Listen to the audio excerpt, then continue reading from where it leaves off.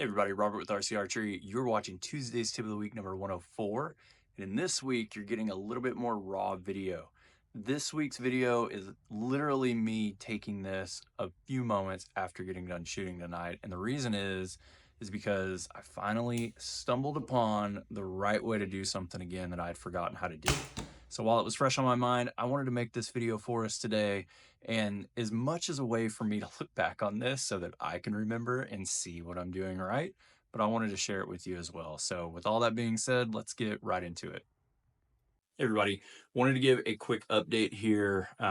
As some of you may know or may not know, I guess, but been kind of going through some things this year, rebuilding, getting back into it.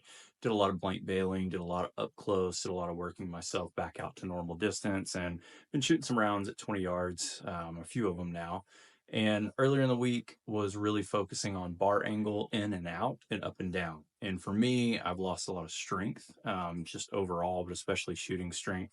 So I needed to adjust kind of what I was doing. The bow wanted to tilt and cant to the left a lot more because I'm not able to really get into it like I used to. And then I needed a little less bias on the front bar to fight against because it just the strength wasn't there. So didn't change the weights.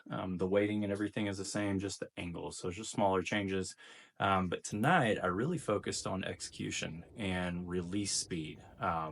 One thing that was kind of fallen off the radar for me was shooting with a hinge.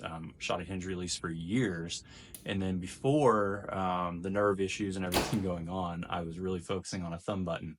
And because of that, I quite literally forgot how to shoot my hinge release the most effective way for me. So I've been searching and fighting, doing a lot of different things, squeezing my shoulder blades together, using just my release arm side, shoulder blade, and back muscles to pull. Trying to pull my elbows straight back, like all kinds of things. And I've been noticing that by doing that, it was just elongating my shot, creating some bad float here and there. And it was also getting me a lot of left misses because when I'm focusing on my back, pinching the shoulder blades, doing things like that, my release hand is popping out away from my face. And I don't know if you can see that here in these little video clips, but that's kind of what is happening there.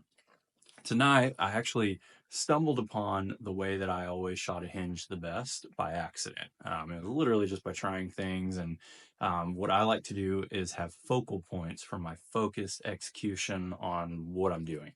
And let me explain what that means. So this is different for everybody. Some people need to think that their middle finger is pulling through the release and that's their focal point, or their thumb if it's a thumb button, or maybe both those fingers. Some people need to think with their elbow pulling straight back, etc., stuff like that. So for me, when I'm shooting my hinge release, the best thing for me to focus on is trying to pull my palm into my wrist. And that sounds really strange to a lot of people, but for whatever reason, that works really well for me. And as I'm doing that, I'm pulling that palm into that release, and it's actually allowing this palm to relax and stretch, and my hand is opening up. So I'm building tension on the back wall when I get to anchor, and I'm building that tension to steady my shot picture up and getting to the click at the same time. And when I get to that click and I have that really good pressure on the back wall, I don't want to lose that pressure for sure, but I don't really want to overly increase that pressure either. So as I'm pulling on there, I'm giving and letting my hand yield to that pressure as it's pulling. So it's maintaining the same pressure, it's just yielding to the additional pressure being added into the bow. So wanted to share that tip. That is something that works really well for me. Hopefully you can see that from some of these video clips here and kind of what's going on and happening, but that is absolutely the best and easiest way for me to shoot a hinge. Hopefully you can find, if it's not that method, another one that's good for you as well. All right, guys, thank you for watching this video this week, a little bit different than normal.